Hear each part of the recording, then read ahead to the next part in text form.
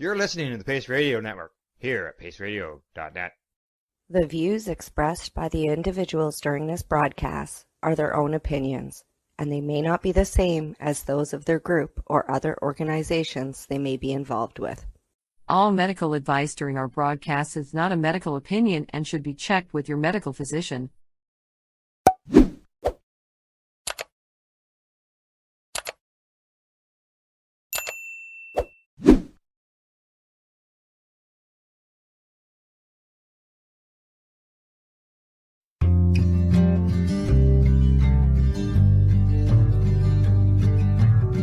I want to talk about news, don't want the drama.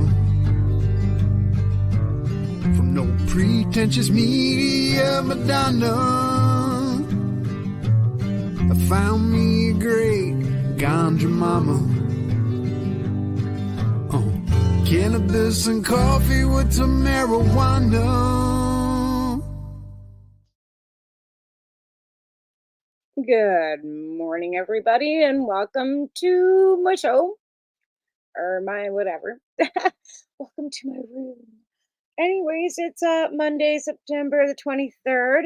Like to wish my dad a happy birthday on the 21st of September. My dad turned 83. And yeah, things are they're moving along. It's been a tough couple of weeks, actually, to be fair. Yeah. Anyways, like I said, the show must go on, right? And I think that a lot of people look forward to coming in and whatever. So I'm here, even though I'm not really here. But yeah, it's been a hard couple days. My daughter again is back on the streets, and we found out this morning that her dog was on the Rainbow Bridge now. And it's been a tough morning.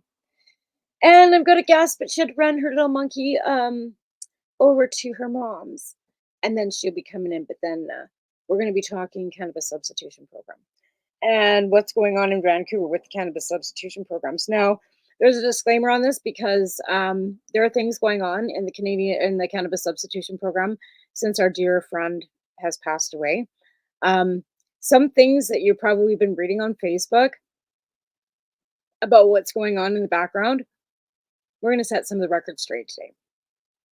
We are going to, Asia's going to come in, May Moon, as you guys know, Asia, most of you, who's also been involved. And to be fair, her and Neil did not get along, right? At the end of the day, when Neil was passing away, her and Neil were not on the best of terms, right? We all know that. That's not a big fucking secret to anybody that was involved with this. And we know that there's a lot of upheaval with Mr. Wells. Now, I am sitting in Cranbrook, of course, oblivious to most of this because I don't get myself involved all the time. But Neil was a good friend of mine. We supported Neil through the Freedom Tours. I picked him up. I supported him financially. I wish I could have made it out there, but I know what's going on right now. My friend would not be happy with, right? Neil started that substitution program to help people off of opioids, right? He lived in his van. He never expected any monetary anything from anybody as long as he was eating and able to sleep somewhere where it wasn't freezing cold and raining on him.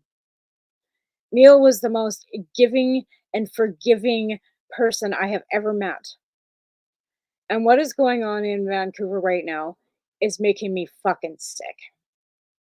So, I don't usually step up and say much of anything, but today I'm stepping out, and I don't like to have to do this.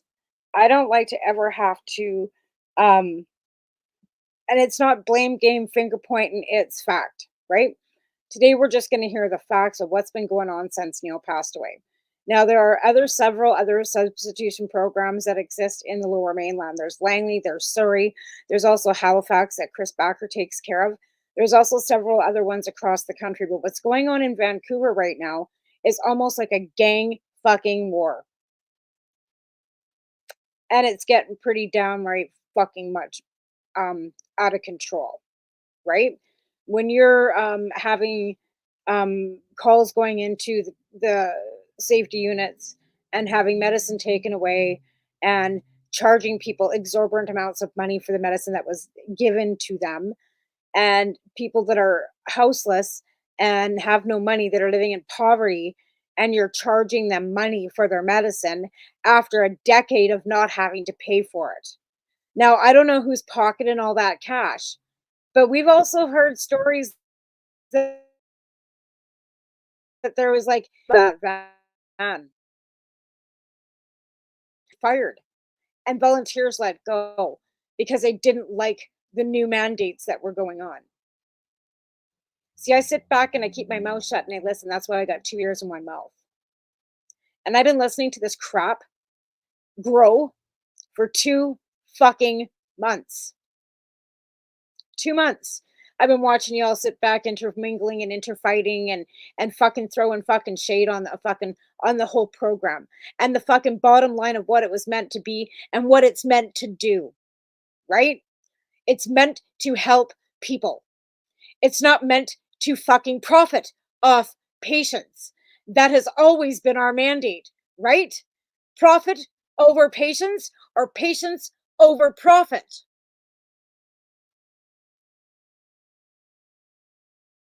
So if you just got here, this is a rant and it's going to be an hour rant. Never mind. Like I said, I'm just waiting for my partner to come and we're going to fucking out all of you. So get some fucking popcorn, folks, and line up in the fucking comment section because today is the day. And if you want to come in and defend yourself or you want to come in and fucking tell your side of the story, hit me up because you've got 15 minutes until Asia gets here. And today's going to be your day. So line up in the comments, hit the fucking like button, share it everywhere because today is outing the CSP fucking bullshit. And I don't care whether you want to hear it or whether you're going to like what you're hearing, but facts are going to be facts. And why there's no headstone or why the headstone wasn't paid for by the person that actually paid for it. So, anybody want to pony up? Anybody want to come in? Because you've been invited. So, the invite's out there for any of you that want to come in and either defend yourself, tell the story. You know, this is not a one sided thing. But like I said, you got 15 minutes and Asia will be here to tell the story. So this is a full out fuck around and find out day. And yes, you fucked around and now you're going to find out. So just waiting on Asia because, like I said, today is fuck around, find out day.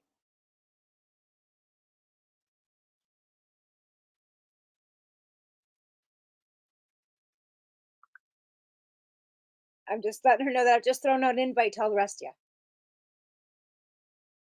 So anybody want to come in and, come on. Let's see. I don't see anybody jumping in. I don't see anybody jumping in. But that's what today is. Today is fuck around and find out day with the cannabis substitution program. So, anybody want to fuck around and find out about what's going on with the cannabis substitution program in Vancouver? Like I said, the invite's out there. Anybody want to come in and tell their side of the story? And to defend yourself, to either come in and defend yourself or tell your side of the story.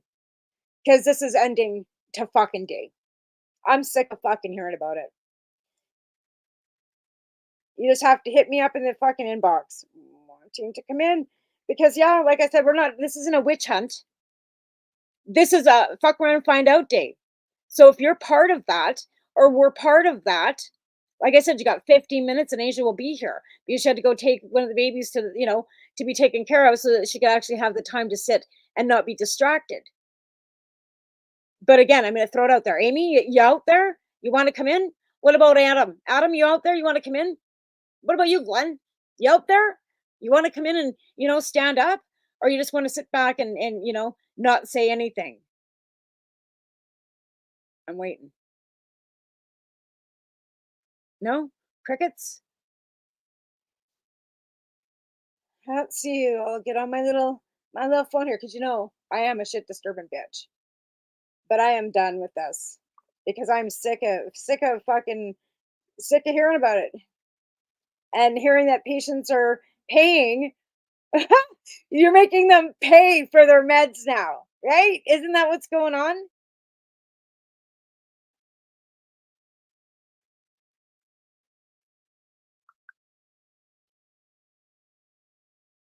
I'm just, yeah, I'll get Amy on too. Asia is coming.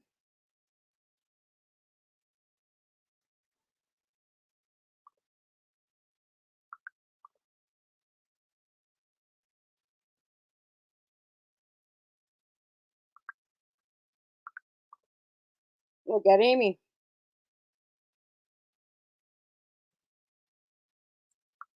My show. We're doing a fuck around to find out.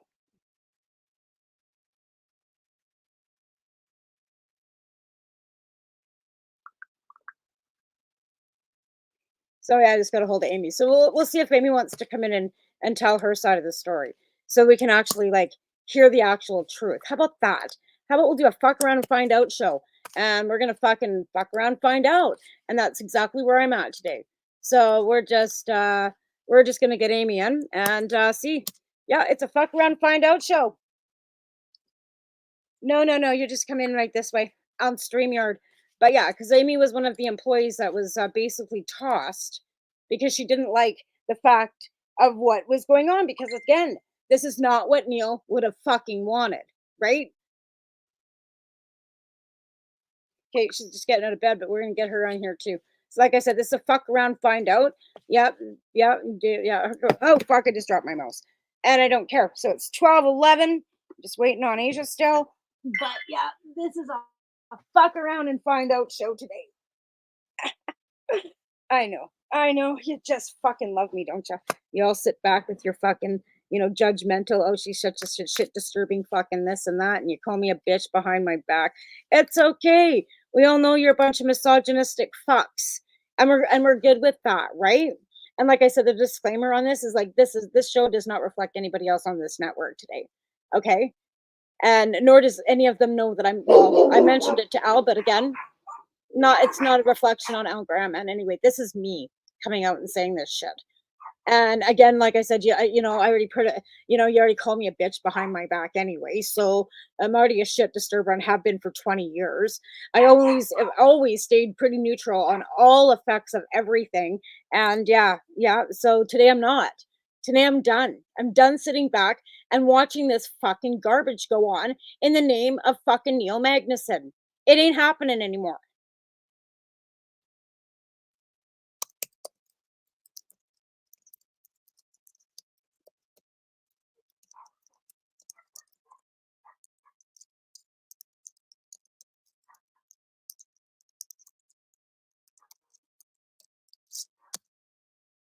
So yeah, that's the way it is. It's fuck around and find out today. And I'm out and everyone. I don't see y'all lined up in the comments section either. And I don't see anybody standing up for themselves either. I see a lot of crickets. Waiting. 13 minutes I've been waiting. I don't know how to get a hold of him.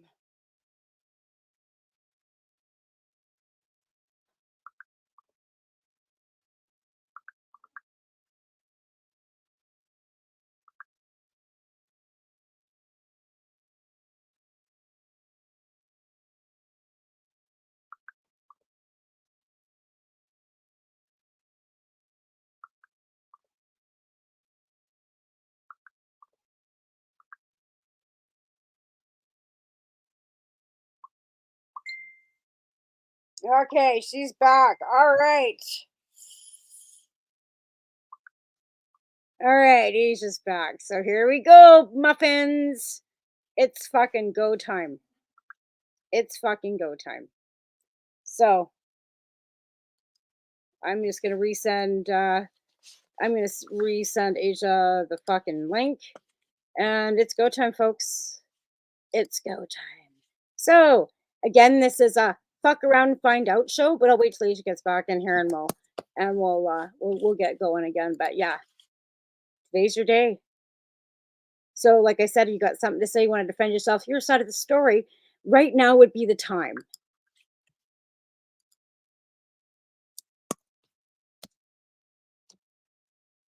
All right.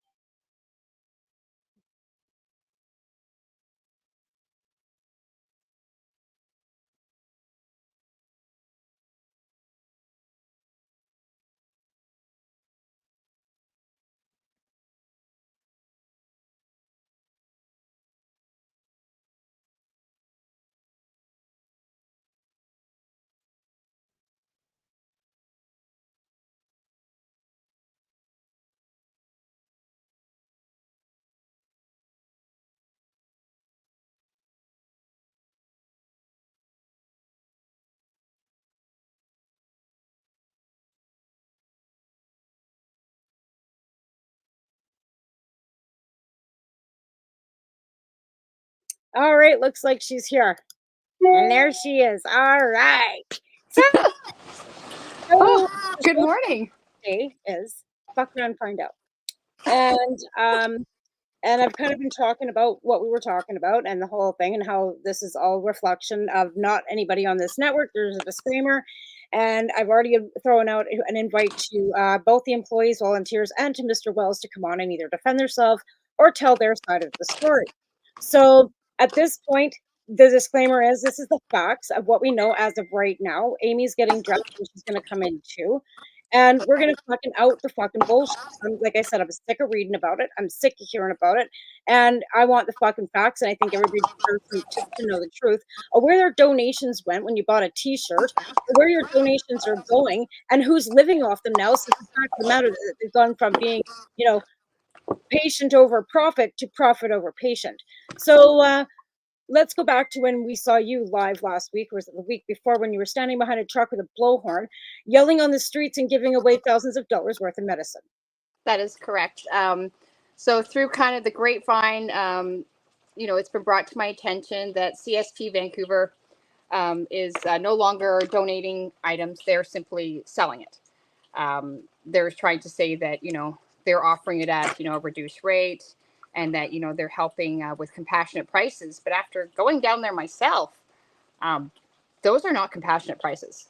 And why we are charging the homeless and the poor for something that was supposed to be free, I'm also not sure about. So all the other CSPs, as far as I know, they go as far as Newton, Langley, all the way out to Nova Scotia, Ontario. They're not charging patients. And they never had. And they never have.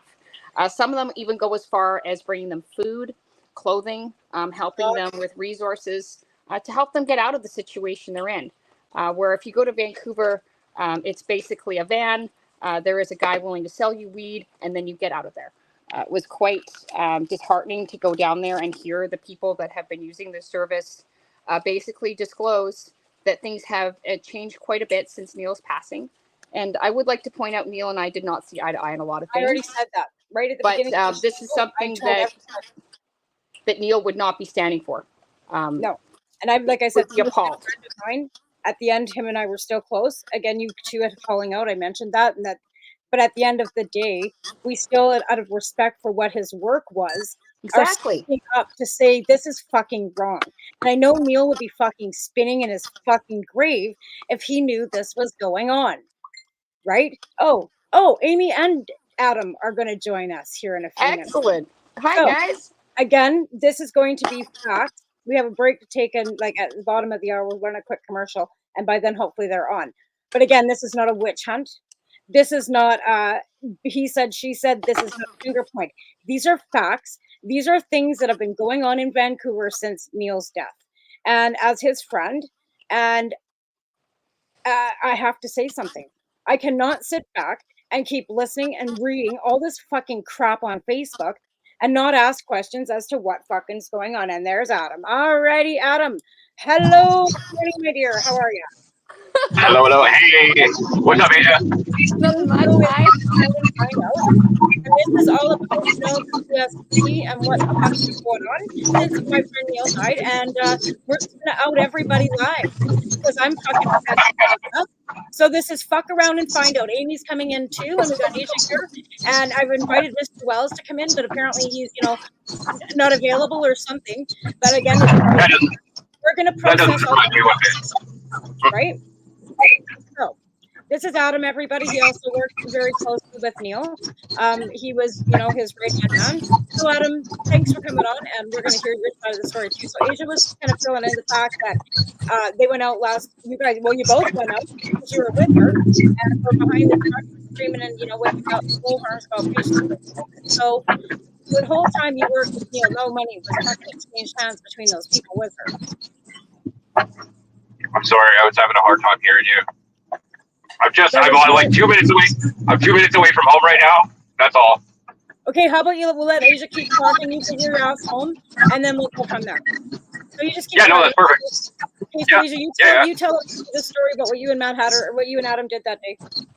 Okay, so we started off by, I guess, loading up our trucks. I loaded up food, drinks, cannabis edibles, joints, some accessories like lighters, papers, that kind of stuff, and then met Adam downtown. When we got there, I mean, Adam's obviously been more in the trenches than I have, but definitely the word on the street was donations are not being given to the people, at least not in the frequencies they were, and people that literally had no money were being denied. They didn't have a joint or anything for them.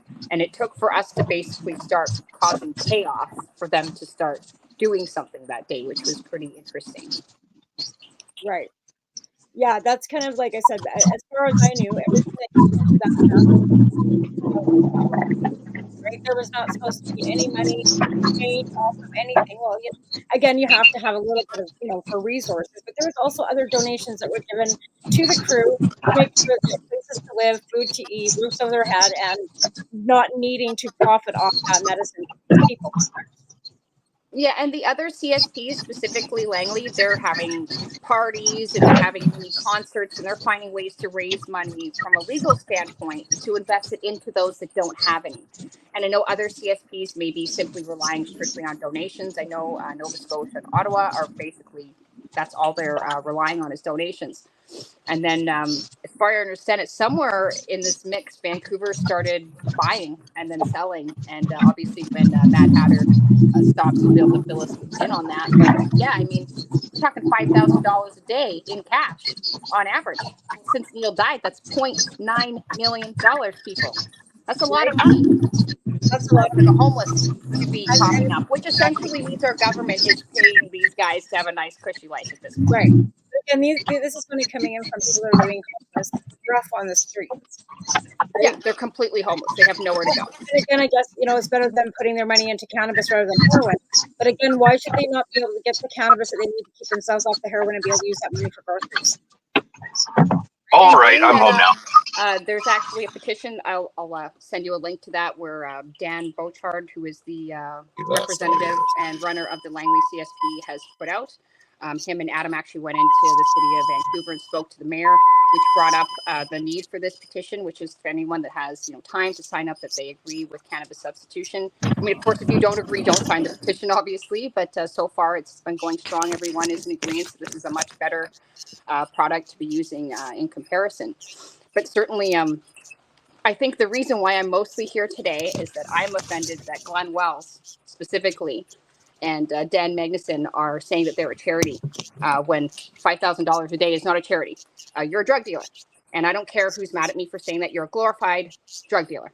And I hope you replay that a couple times and think about what you're doing, because there's a big difference between charity and helping people and living in a nice penthouse, your apartment downtown, and having several storefronts and, having your drug fuel company pay for all that. That's not charity. You're a drug dealer, guys.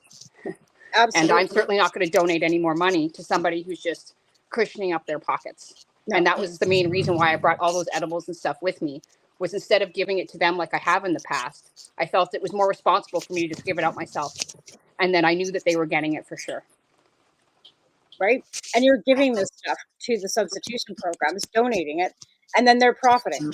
And again, right, I don't quite understand how anybody can do that. Like, how can you justify something for free? I don't understand anything.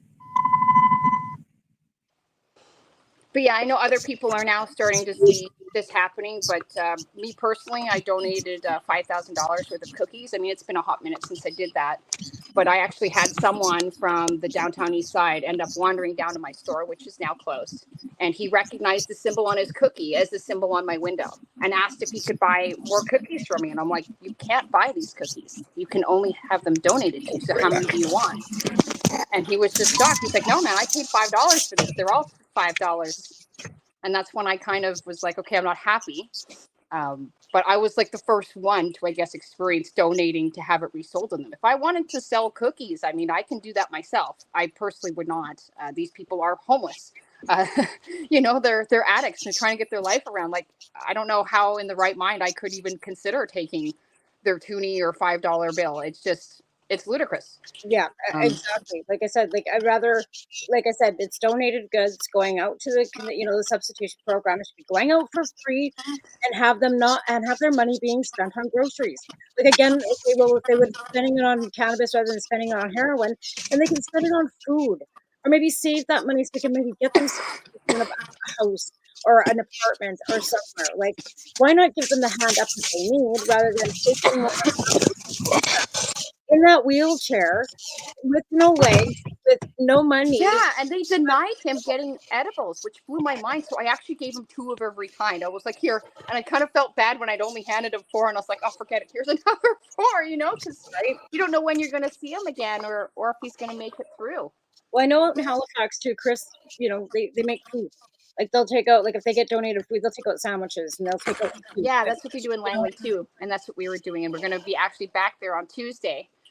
Doing the same thing. I've actually got a whole bunch of hot food I'm going to bring down. So I have some thermoses. I'm going to pack it in, and I'm going to do some sandwiches and drinks, and of course the joints. One thing I would like to point out, and I don't know if it's fully public knowledge, so I'll be, I guess, as vague as I possibly can. But somebody reported CSP Langley on Wednesday, which is the day that they give out food and cannabis. And it's been brought to my attention, and unfortunately, the imagery, I believe it was section 4, 81, and 14. I will have to actually message you that. But apparently, if you do not have a receipt for the cannabis that you have on you, that means you can't prove where you got it from, and you're not supposed to have unlawful cannabis to distribute. So, for instance, illicit cannabis.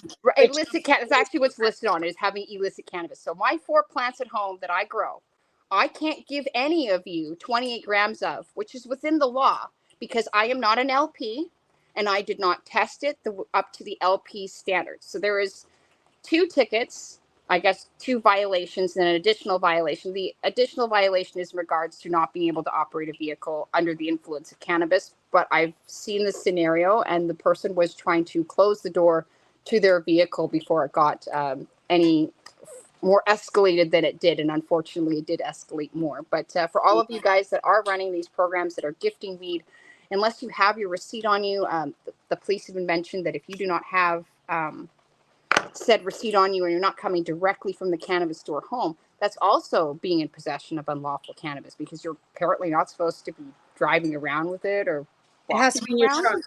No, it has to be in your trunk. So if you're driving your vehicle and you're buying cannabis from the legal store, it has to have it in. That's why they have bags still. It has to be in it. Well, they don't have to have a bag. You have to, and it has to have one of these little, I mean, they're different colors depending on what province you're on. Mine's green. I think it's red for Ontario. But if it doesn't have that, it's considered illicit, and you can't exchange it or give it to anybody. Right. And that's news to me, and I feel kind of slow for not knowing that until Wednesday. To restrict on gifting cannabis, because in the law it says you can gift up to 24 or 28 grams, up to 37 grams of extracts. It's up to 30 grams of flour, right? But again, for the mail, they've got, they don't want you mailing it out unless it's in their package.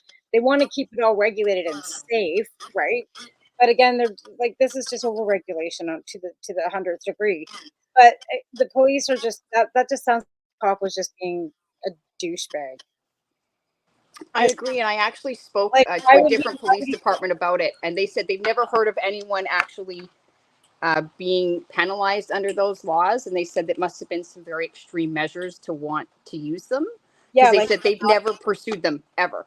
And I was like, well, it's being pursued right now. I'm not to me, obviously, but I was like, this is out in the open. They're like, well, the one police officer before they handed me over to the other actually said, you should fight that. And then they handed me over to someone else that said that, we are not here for your legal inquiries and gave me a number for legal aid is what they did. But it was funny because the one cop was really engaged in talking to me. And the other one was like, no, we're cutting this short. Like, we'll figure your shit out elsewhere.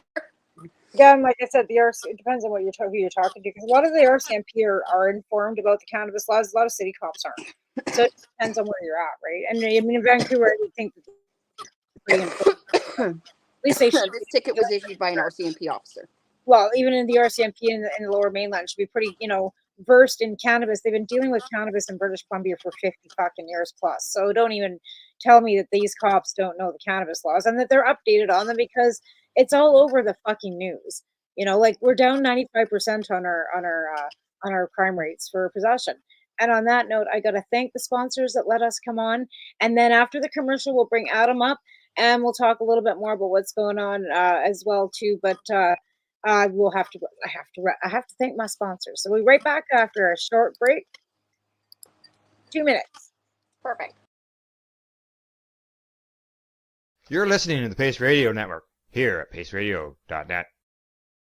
Camelford Lifestyle Shop, open Monday to Friday from 10 till 7 p.m.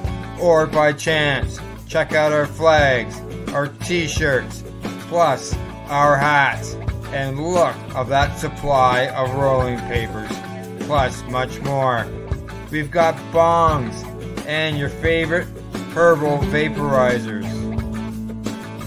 Look at all the incense we have, as well as for those who collect knives, check out these knives in our collection.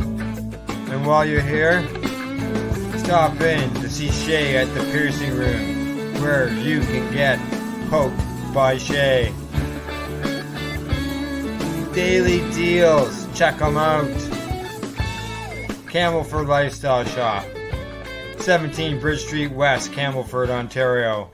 When you have a pain that's reached its peak, Legacy for 20, it's so unique. If organic cannabis is what you seek, here's your trusted partner 7 days a week. Suppository salves, vapes and drops, topicals, edibles, infused pop. Just when life seems like it ain't easy, at Legacy 420, enjoy a pop freezy. Lab tested products, make them the GOAT. Legacy 420 out on your road. Legacy 420 in Tyendinaga Mohawk territory. Indigenous organic cannabis at its finest. What do you find at paceradio.net?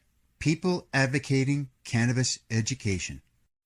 Limestone City Hydroponics is Kingston, Ontario's hydroponics shop. Take your growing to the next level and create the optimal environment with a tent kit, or maximize your yield with an ebb and flow flood table kit. Either way, Limestone City Hydroponics has more sizes and options to fit your needs. Are you looking for the power of the sun that adapts to your budget? Then look no further, as they have professional grow lighting. They have indoor grow systems that are easy and cost effective, with many options to fit your living space and lifestyle. Cultivate your growing potential. We have everything you need to succeed. And if you can't make it to the store, they offer local delivery to the greater Kingston area. Remember, when you're looking for experts to help you grow, then look no further than the locally owned Limestone City Hydroponics, 105 Sunderland Drive in Kingston, Ontario. Call them at 613-548-0420.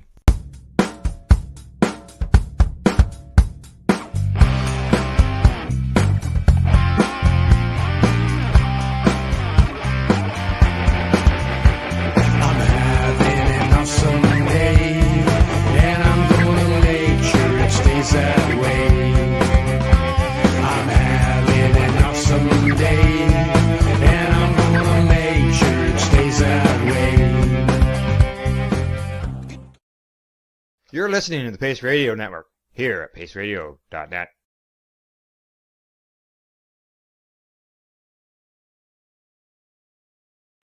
Bring Adam in now. So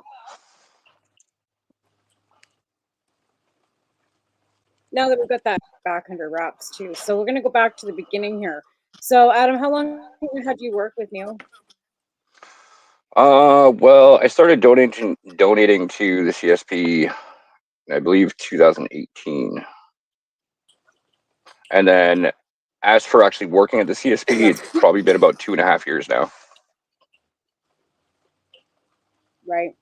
And I mean, let's face it, like a lot of patients don't have the grows they have anymore since legalization. The illegal market's not the way it was. So trying to find donations is not an easy task to begin with. So you Honestly, donating was absolutely. I'm sorry, Go I didn't ahead. mean to cut you off. No, Honestly, go ahead. the donations have dwindled in a serious way, which is why they started selling things. Because, I'm kind of on the fence about the whole thing because of the fact that I realized just how many people that we serve in a day down there. Um, I definitely have my issues and my qualms with the new management. I mean, they fired me out of for no reason, just because Glenn didn't like me, because myself and Heisenherb were going to go into the meeting with the mayor, and they weren't too pleased about that. And so they basically left me like I'm damn near homeless at this point. They cut me off. They told me that they were going to buy product from me, from my company still, and they went back on that too. But when it comes down to it, like they see no less than 500 to 750 people a day. And the donations that they get are so minimal. Now, I'm not saying that they shouldn't be making money, because I mean it's one of those things, like you have to have the bills paid. Can I ask a stupid question or make a dumb comment? So, are you kidding me? I love you, Asia, of course. So I don't really like to talk ill of the situation, but the fact is that basically as you stepped in to help with that project, I had to leave because I got a cease and desist from the Vancouver Police Department. They told me to stop, so I had to. But I think the problem lies in getting less donations is because they started selling things probably around 2017. Not But they as hadn't even been open. It's only been 3 years No, that they've because been they've been open. doing this not from a van, but they've been doing substitution since 2017 because that's when they Yeah, but got the cookies. before that, they weren't. They were at Vandu, and they were just giving out care packages. Right, but they started selling them at Vandu, and that's where the problem lies. So the first person to have their shit sold on them said something, Oh, I can and understand then that. they See, did it that's a again. little bit before my time. So Right, I get that, but I believe that the I guess what the right wording would be, the Yes. donations dwindled because people were catching wind that they were being sold. And I literally had someone like step on my doorstep and confirm it all on their own accord. So I didn't need yeah, I know. somebody. Yeah, we've talked about Right. that. Yeah. And I mean, not your fault, but I think that when people expect or hear the word charity, because like when I did charity, I didn't take anybody's money for anything, especially from the people that were getting it, maybe from sponsors or friends or however it worked out, but never from the person receiving the item. So a lot of people in the background since 2017, I hate to say it, have talked smack about the fact that this has been an operation for, they're drug dealers. But I mean, I appreciate that. how do you keep the program going when you're dealing with 500 to 750 people a day? They're giving away, like, at least when I left a couple months ago, and before Neil passed away, we were giving no less than I 500 had joints and 250 200 edibles. to 1,000 a day out of 3 Happy Cats before we had to close our doors. And the reason why we had to close our doors is that our traffic was so high and the city wanted it to end. And their technicality was we were like 1.2 centimeters, or maybe it was inches, too close to the public housing unit. And so we had to close. Yeah. And I'm going to be bluntly honest with you. I had my recreational dispensary running, I had my magazine running, and then I had people that were willing to help those that were not able to afford it. So those 3 things paid for that 200 to 1,000 people per day. Okay. But not So once were those people charged. So I think the breakdown is that Neil or whoever decided to do it all in one unit, that's not how the general public would want to see a charity run. the thing is, though, is that and like I said, like I've got my qualms with them, but I mean, at the same time, we gave away a joint or an edible to anybody that came to the van once a day, and that costs a lot. And I mean, even like the biggest seller that they have there is 5 grams for $5. That's what everybody comes there for, and you see it every day because you see the same people every day because it's you can only get your 1 5-gram bag per day. So I mean, I don't know. I come from Northern Ontario. If I could get a gram, We've lost him there for a minute. But yeah, especially when there are people, or like when they're willing to give, but from what I've heard now, even that's dwindling quite a bit, and that's where I have the issues with. I mean, there wasn't really that much money to be made, and even when Neil was there, I mean, you can't say that the man was living a high style life. He was living in living in an attic of the place that he we was kept. good for that, but now we have a different story. Well, see, this is the issue I have now, is the fact that like I took a walk down the strip not too long ago, and I had probably 20 different people come up to me and they're like, "Adam, when are you coming back?" And I kind of looked at them and I was like, "Well, they let me go." Because the thing is that they didn't have the balls to tell people that. Instead, they decided to tell people that I was focusing more on my company and, leaving that behind, which is completely terrible to me, because there's a lot of people down there that I went above and beyond for, using my own products that came out of my own pocket, that I've had set up with these people for, the past couple of years. And now it's just, they didn't give me any time to talk to these people beforehand or anything like that. They just said, "Oh no, he's just doing point." Yeah, he's just CSP was failing Vancouver because you were taking stuff out of your own pocket to compensate. So that is, thank you for doing that. But to me, that just like verifies that they're failing the community they're supposed to be dealing with, because it should have come out of CSP's pocket. Like, yeah, but the thing is though, is that there's policies in place because of that, though, because we couldn't afford to give that people that much. And those people that I did a little extra for, that was on me. That had nothing to do with them. It was just, it was just the fact that they couldn't come out and say, "Yeah, we got rid of them." Instead, they told them that I was just focusing on my stuff and I'd be back. And, like, that was the part that drove me nuts, because it's like, if you're, he keeps on using the words "let go" instead of "fired." I said, "It's the exact same thing." He says, "No, it's not." I said, "Why?" He said, "Because there was no fireable offense to get rid of you." And I posted that audio clip for everybody to hear on my Facebook. And like that, you take somebody's livelihood away. Yeah, that's for, yeah.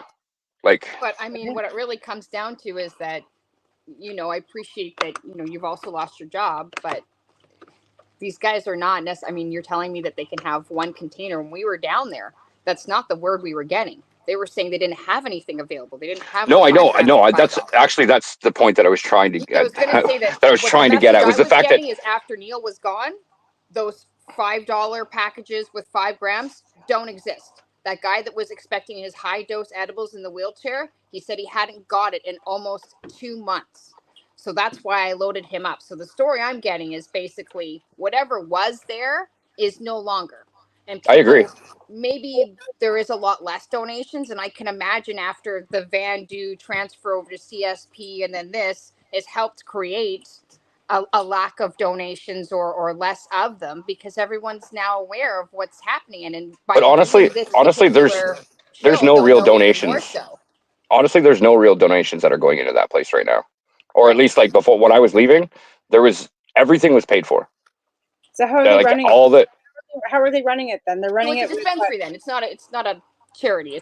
They're drug dealers. But what you're saying, but yes and no. I mean, yes, in a sense, for sure. But I mean, at the same time, like, to give away, and there's nothing wrong with that. To give away those 750 joints a day, or those 250 edibles or whatever, those have to be paid for because they're not being donated. Right. And that's a day.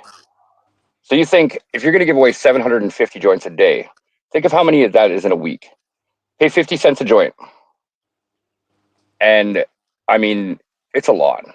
It's a lie. Like I said, I'm not trying to stick up for them. I'm trying to stick up for what. I'm not saying that there's anything wrong with trying to recap or regain your resources elsewhere, but I would like to point out that anybody else that has done this form of work has those things separated. You want to go buy your recreational weed, you want to go have fun, that's over here. People that are on the streets that have no money, that need clothing and resources and weed, you're over here. And if it came down to it that there wasn't enough money to do one or the other, well, then you need to campaign more funds on the other side. You can only give what you have. And all it's done is created this glorified drug dealing fucking title that's been created. And now it's a fucking mess because we have Glenn Wells not even willing to give the minimum donations out to the people in the streets. Well, this is the issues that I have. Edible, and they wouldn't even give him a fucking like $1 joint. They were like, "Scram, buddy." Yeah, this is the problem that I have, is the fact that it's not what it was, because I can tell you from firsthand experience from doing a lot of the buying in that place, there's not a lot of actual profit being made. And sometimes it's to the point where there has to be money taken out of personal funds in order to get that product. I'm telling you that. And like, that's what charity runs. Or you have to go and do fundraising, and you have to do other things to make that charity run, not take it out of your pocket. Right? It's true, but that's what Neil would do. $25. So we would help patients get their paperwork, right? And it would cost the doctor would charge so much, and we charge a $25 admin fee. That's all we would take with our group. And that $25 was then put into a trust for a patient that could not afford to pay the doctor. So then we would take that patient, and they would get zero cost, and that money that we would collect off other patients that could afford to pay that $25 admin fee to pay for a patient that couldn't, right? That's the whole point of, how things work. So say you are buying stuff, so you sell to the people that can afford it to pay for the people that can't. That's just how it should be working, right? But that's exactly what was happening, though. But it's just they weren't in a separate spot. Around, because that's how new. Oh. I'm a little confused on the no profit just because there's 3 buildings and a van that has been replaced a few times. So I feel like perhaps that whoever's managing the funds just isn't doing it correctly. Aside from there's actually 2 shops, and the one shouldn't be paid for. I'll be the first to admit that, because that's where Dan had been living for the past 3 years that I've been working there. But the one shop is completely needed, because there's no possible way that you can keep enough product on hand, like in a vehicle. It doesn't make sense. As for the vans being replaced, and you can only handle so much, then you don't need that space. You don't need any of that stuff. You have whatever you're donated and whatever you're working with. So, but you're not donated anything, though. That's the problem. Now, whether it's managed properly or not. Okay. Well, so they're not getting donations. They're running off having to buy product. Are they buying from the legal market? Are they buying from the gray market? No, absolutely not. Well, especially when it comes to the edible side, you can't buy it from the legal market, because 10 milligrams per package is just not enough. Right, and to my understanding, then they're having to buy product from people that are needing to make money too. So in other words, there's not any of those donations, those companies that you buy from, that are willing to donate anything. I've donated a bunch. I mean, when it comes, you did, and Asia has, and like I said, I see other substitution programs selling T-shirts and stuff to make money and doing other things. What I don't understand is why Mr. Wells and Mr. Magnuson are not doing the exact same thing, when there's people that would be more than willing to help them. But now that they fucking bridges and fucking fuck people over, nobody's going to be willing to fucking help, and this whole program is going to fall to the wayside. Those other CSPs, just so we can put it into, comparison, they're dealing with 100 people or less a week. Oh yeah, I get that. Down there, they're giving away, or at least when I left, 500 to 750 joints a day, 250 edibles. There's just no way to fund that when you're selling T-shirts. To a certain extent, but I would like to mention that when I went for the federal NDP convention, that the possibility of substituting cannabis for other drugs was brought up. So it is coming up. People are discussing this is something that should become law. I don't think it's going to happen today, but I think at some point people will be able to check in or somehow have some sort of document that allows them to get so much cannabis on the gov. Well, I honestly believe that licensed producers should be forced to fucking give discounts and not be fucking charging, pricing for patients either, right? Or Well, even see, that's the programs too. worst part, is the fact that I had talked to numerous LPs about donating to our cause. They're not allowed. But the problem, exactly, they will get their license taken. Yeah, they're not allowed. So I don't blame them. But that's on the federal government. I mean, that cannabis it's already went through their stringent testing, and it's being sent back to the LPs. They're having to destroy it. I know, and it should be being used in other ways. Like absolutely, it should. Yeah, but they're forced to put it in an incinerator and destroy it. Yeah, okay, on video. So there we go. That's something that our community can look at fighting again, because we're all sitting around going, well, there's nothing for us to do, right? Well, this is something that we can do. It's something we can lobby them to do and change the Cannabis Act on that one approach, because we need evidence, right? We've got evidence in Vancouver, we've got evidence in Surrey, all across the country how substitution programs are working. Now we need to make that into a campaign to take to them to change it, right? And which is what Dan and Adam have started with their petition, which I think is really good that Dan took the time to put all that. And I want to say Dan Beauchard, in case there's any confusion. There's a couple of Dans, I guess, but again, in this situation. That's absolutely necessary. And again, then we need an MLA or an MP to take that to the floor, right? And BC is somewhere we really can really work on this action, because we're all in BC, right? We're all in an elections, mode right now too, which is something that, talk to the candidates. See which one is willing to actually step forward and do something towards cannabis and substitution programs, right? Because again, when they're shutting down safe injection sites. They're wanting to pull back on drug reform, and we can't have that momentum stop. Yeah, right? That's in the province of BC versus the federal. Yeah. Right? Oh, it gets even worse than that. It's going to be forced rehabilitation pretty soon if they get what they want. They're going to be able to pull people off the street using the Mental Health Act.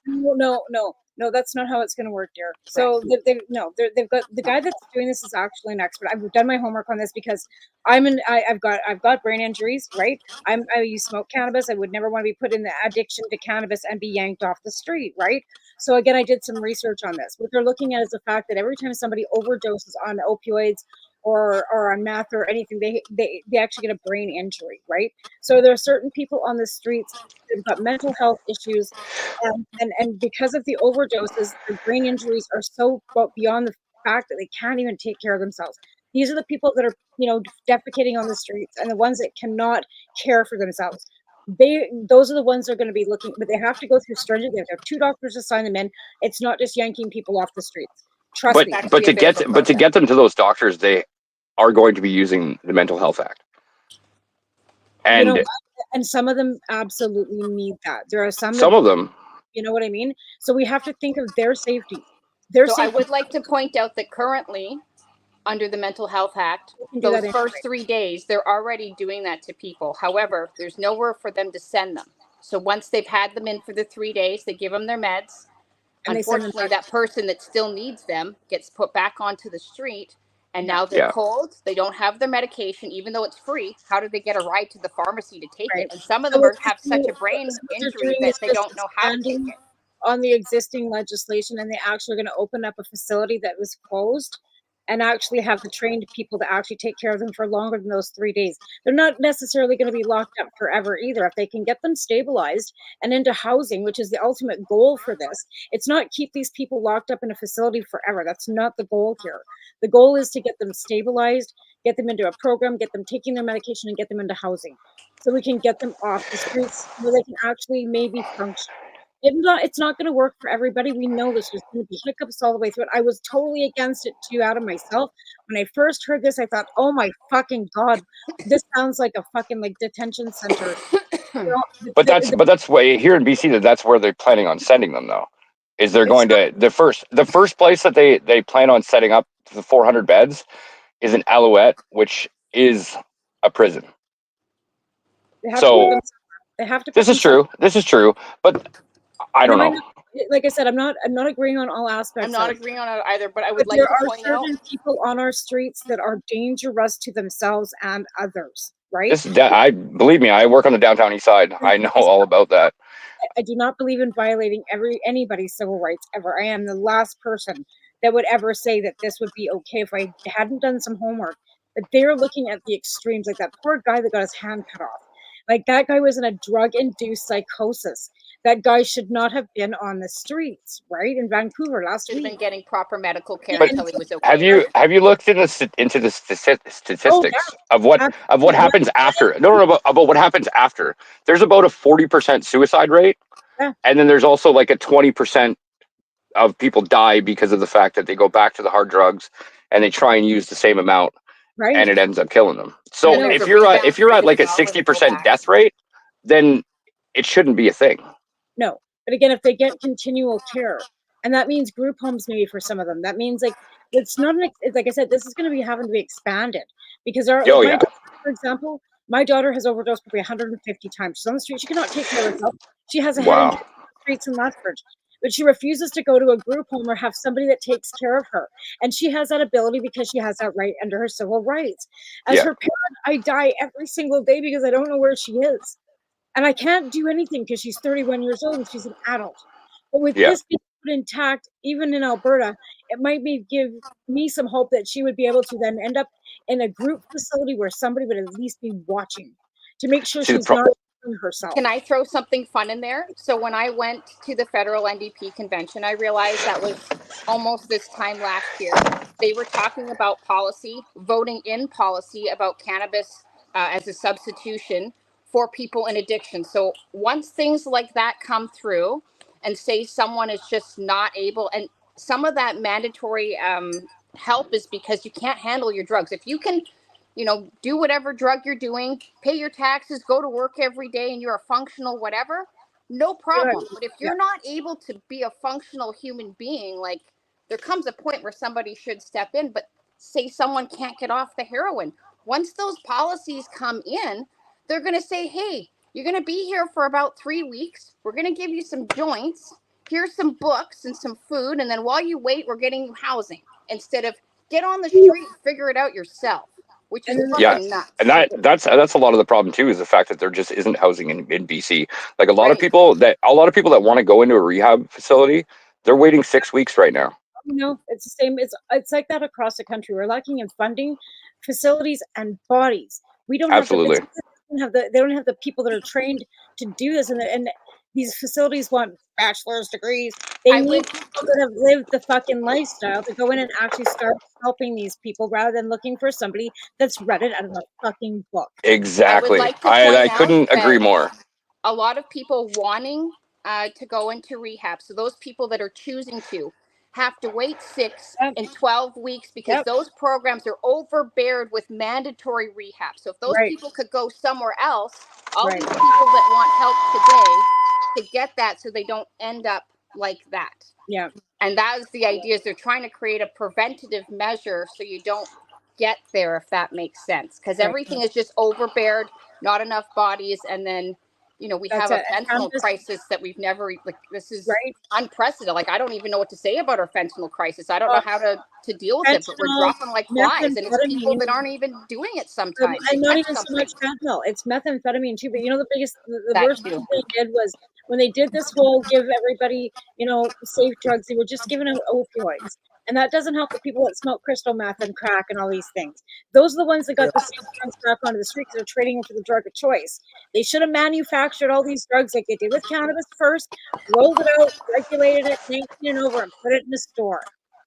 But I think when it comes down to it, like they say that they want to save bodies, and it's the opioids that's killing people. It's not the methamphetamine. It's not the crack. It is. You're totally right. It is the opioids. But I do agree with you 100%. Yeah, well, they should, like I said, manufacture all that. Put it in the store. It says big crack store. Here, come get your crack. You're allowed, 5 grams a day. You're allowed 5 grams a day. Whatever, you know what I mean? But then it's safe tested and fucking nobody's dying, right? Yep. Nobody's not mixed. It's not, it's being, cut with like we did in the old days, mannitol. Nobody's dying from that shit. They might get the runs, laxative. That's the worst part too, is the fact that it's like the fentanyl, it's 1 to 2 grains of salt for most people could kill them. So it's not even that a lot of people are trying, but it's No. cross contamination. They use the same scale, they don't clean it properly, and that's how people are dying. That's what it comes down to. Because there's not like, drug dealers are not trying to for the most part, put fentanyl in other drugs. No, but they want to kill off their fucking customers, right? Yeah, it's more or less, like I said, it's people being careless, not cleaning their scales, and like I said, 1 to 2 grains of salt can kill an average human. I know. That's I know. I scary. had to sign off on fentanyl for my kid to be sedated at the hospital when he dislocated his elbow last week. And I was like, he's 13 or 14. He's got autonomy. Why am I signing this? But I guess when it comes to drugs like that, until they're 18, you have to sign for them. So, you know what I mean? I was like, oh, okay, well, I'm glad. I didn't really want my kid getting fentanyl. Anyways, this is what it is. But again, it's, that was hospital grade. It's not the same. It's, different, right? Anyways, folks, we've done it. We've Oh, wow. We talked for our an hour. hour is over. Thanks very much for we need talking frankly about the situation out there. And so what we need to do, folks, is try and get some more donations going to all these substitution programs that are legitimately giving away product to the patients. Now, I'm not saying that would be which ones that are selling it. If they're selling it, we might want to not donate to them. But there are ones out there like the Halifax Substitution Program, Langley, Surrey, Ottawa, other ones that are running strictly on donations and they need them. So if you're, able to, folks, reach out to those people, and I'm sure that one of these two folks could probably help you get in touch with them too. Absolutely. Honestly, guys, sign that petition and reach out to your local MLA and tell them why you believe a cannabis substitution program needs to be in your community. Because honestly, when I got to Ontario last year, they're talking about it. I mean, there's more versions than just CSP. There's other people out there doing the same thing. They have different names. And that's why there's policy that's been written about this. That's why people are trying to move forward. And, the more people talk, the more you inquire, the more you sign petitions and share them, the more, the word gets out there and we actually move forward with new laws. And that's the way it happens, really. Right.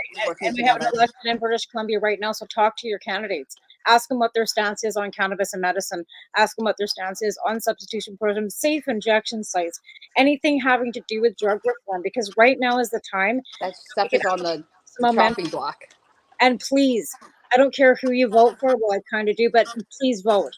Because right now, that is a problem with our democracy, is people are complacent and they're not voting at all. And we need the numbers. Your voice does matter. So please go out and vote on the October the 19th in British Columbia. We have a provincial election going on right now. I suggest you, go along with the government we've got right now, because they're not doing too bad of a job. The Conservatives get in and we are FUCK'd fucked. So on that note, thanks again for coming on to my show, and we'll be back next week with Cannabis and Coffee with me, Tamarijuana. You have a good night, or good night. It's not nighttime, it's daytime, sorry. That was cool. You have a great day, and I'll see you on Wednesday on Pace. That's at night. Okay, bye. Hang around after the show so we can chat for a minute after the closing. I'll be right. Yeah, just hang around for a minute. Now I gotta find the damn closing. There it is. You're listening to the Pace Radio Network here at paceradio.net. The opinions of the individuals during this broadcast are their own, and may not be the opinions of their group or other organizations they may be involved with. All medical advice during our broadcast is not a medical opinion and should be checked with your medical physician. When you have a pain that's reached its peak, Legacy for 20, it's so unique. If organic cannabis is what you seek, here's your trusted partner 7 days a week. Suppository salves, vapes and drops, topicals, edibles, infused pop. Just when life seems like it ain't easy, at Legacy 420, enjoy a pop freezy. Lab tested products, make them the GOAT. Legacy 420 out on your road. Legacy 420 in Tyendinaga Mohawk territory. Indigenous organic cannabis at its finest. Enjoy the buzz of legalization with Campbellford Lifestyle Shop. From lights to plant nutrients, books, consumption accessories, and more, we've got all your basics to grow or consume cannabis. Visit our info center or take a look at our piercing services and body jewelry, now available in-store through Campbellford Lifestyle Shop, 17 Bridge Street West, Campbellford. Limestone City Hydroponics is Kingston, Ontario's hydroponics shop. Take your growing to the next level and create the optimal environment with a tent kit, or maximize your yield with an ebb and flow flood table kit. Either way, Limestone City Hydroponics has more sizes and options to fit your needs. Are you looking for the power of the sun that adapts to your budget? Then look no further, as they have professional grow lighting. They have indoor grow systems that are easy and cost effective, with many options to fit your living space and lifestyle. Cultivate your growing potential. We have everything you need to succeed. And if you can't make it to the store, they offer local delivery to the greater Kingston area. Remember, when you're looking for experts to help you grow, then look no further than the locally owned Limestone City Hydroponics, 105 Sunderland Drive in Kingston, Ontario. Call them at 613-548-0420. We are people advocating cannabis education here at paceradio.net.